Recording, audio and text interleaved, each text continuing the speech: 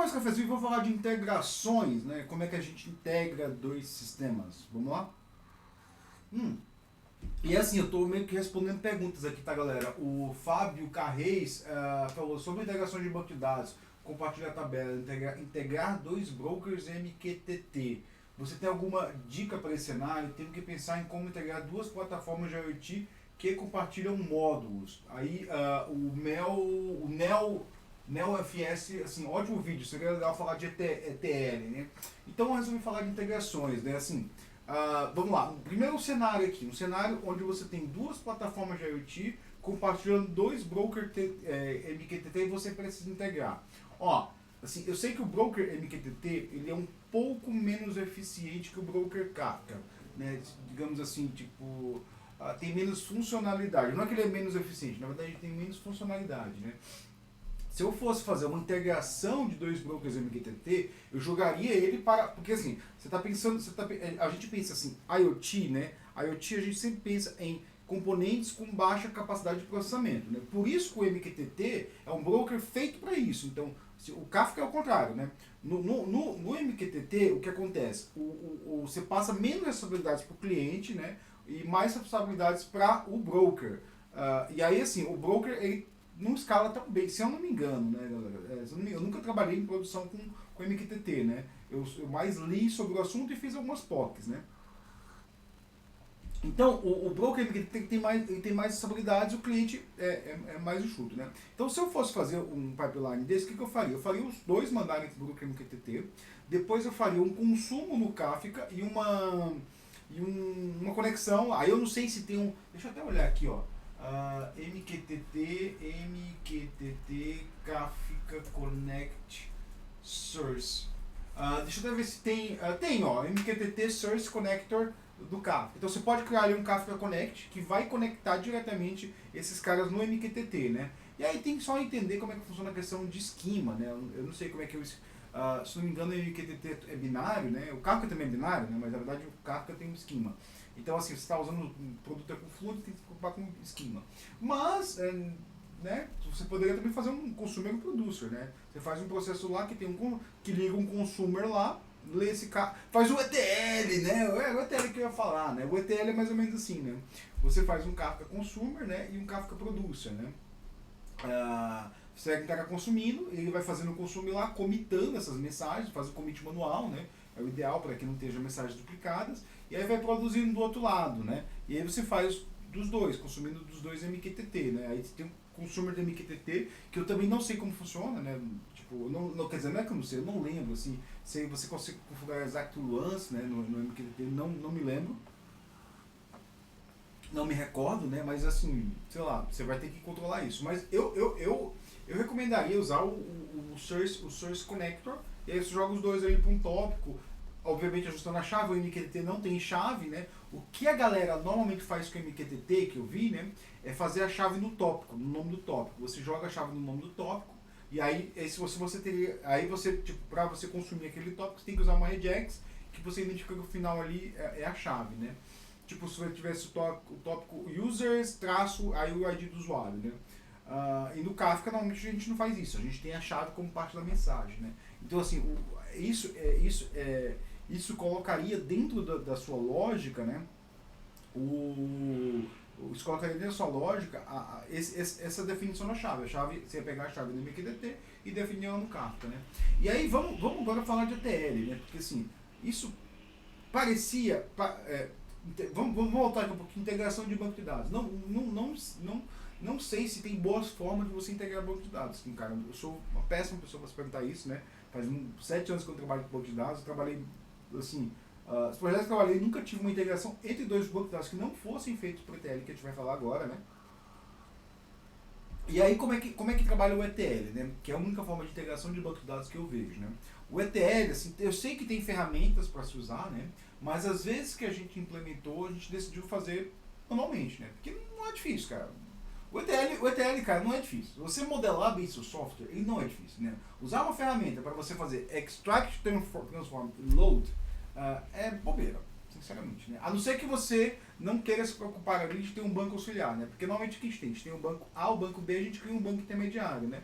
E aí tem um processo que lê as informações de A e joga para o banco intermediário, né? Isso é feito em batch, ali, tipo, cada dia, sei lá, cada 2 horas, a cada X horas. E tem um outro processo que vai ler as informações de B e jogar no A.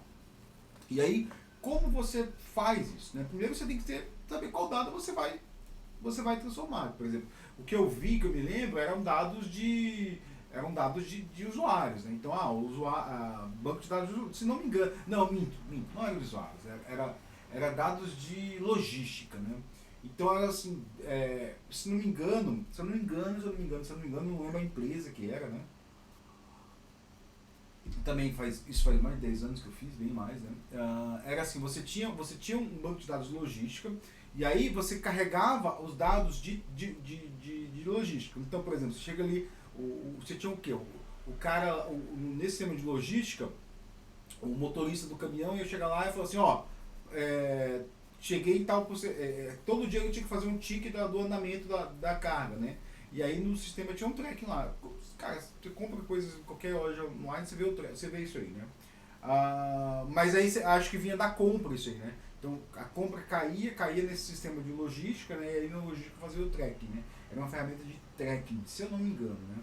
E aí como é que funcionava? De um lado você tinha assim, as tabelas que iam ser jogadas nesse banco de ETL. E esse banco de ETL, ele tinha um esquema super fixo, ele não mudava o esquema quase nunca, porque ele foi bem desenhado. Cara, isso é importante, senão parece que a gente parou de falar de design de software, a gente só fala hoje de escalabilidade, isso que a gente parou de falar assim, olha, o software tem que ser bem desenhado, né? E aí dentro do ETL, ele tinha dentro desse banco de ETL, ele tinha uma máquina de estado muito bem definida, né? Como é que ele funcionava, né? Se esse banco aqui jogava, ele seria um registro novo na base, né? Aí inseriu esse registro novo na base, o que ele faz, né? Ele olha aquele registro, ele bota ali como, sei lá, aberto, pendente, né? E aí, quando era feita a leitura desse registro, automaticamente, com uma transação, ele já era colocado para in progress, né? Então, assim, a gente tinha uma query lá, não era duas queries, eu li e depois eu seto. Não, era uma query só que ele lê e seta aquele cara ali como pendente, como in progress, né? E eu não me engano, ele setava também um tempo lá, né? E aí o que acontece, né? Quando esse cara ia executar, né? Ele ia pegar aqueles dados e executar, né? Quando ele ia executar, ele pegava e ele inseria, transformava, né? ETL é Extract, Transform and Load, né? Você extrai, transforma e carrega, né? Então você pega de um banco, transforma aquele dado e você carrega em outro banco. Então você vai transformar aquele dado. E aí, quando ele terminava de fazer aquela alteração, ele voltava lá no banco original e atualizava o estado do registro lá para, sei lá, ou sucesso ou erro. Era muito simples. Estava erro, dava mensagem de erro, né? Então, esse banco de ETL, ele tinha esses logs de mensagem. E aí tinha um cleanup lá, que a cada, sei lá, 2, 3 dias ele limpava tudo que estava em sucesso lá, porque ninguém fica precisando ver mensagem de sucesso, né? Só a mensagem de erro que você precisa ver para atuar, para você ver se pode fazer de novo, né? Se tem que corrigir alguma coisa, né? Então era assim que funcionava o ETL, né? E aí esse cara funciona como uma máquina de estado, né? Uma máquina de estado, assim, não que o desenho dele é feito por máquina de estado, não, o desenho dele é muito simples, você lê tudo que está pendente, processa a mensagem e vai escrever sucesso ou erro, né? Quais eram as preocupações? A única preocupação que tem é de você ter um deadlock desse cara, né? Tipo, beleza, que eu li esse cara botei como incompetente e morri, né? O processo morreu ali. O que eu faço? Né? Você tem que tratar isso. E como é que se trata isso? Né?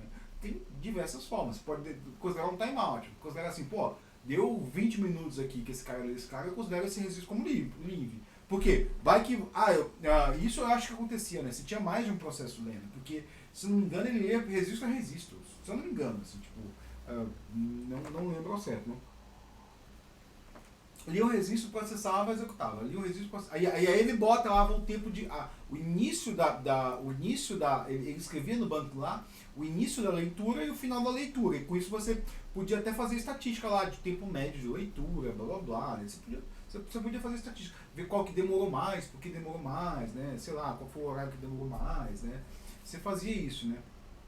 E aí, quando demorava 20 minutos, eu considerava que aquele processo morreu, né? E naquela época, isso eu estou falando de talvez 2009, 2010, não é precisamente, que eu lembro do projeto que eu fui para 2011, já tinha terminado esse projeto aí, né? 2011 eu lembro muito bem que foi o ano que eu quebrei meu braço, então eu lembro bem assim do projeto que eu estava trabalhando, né?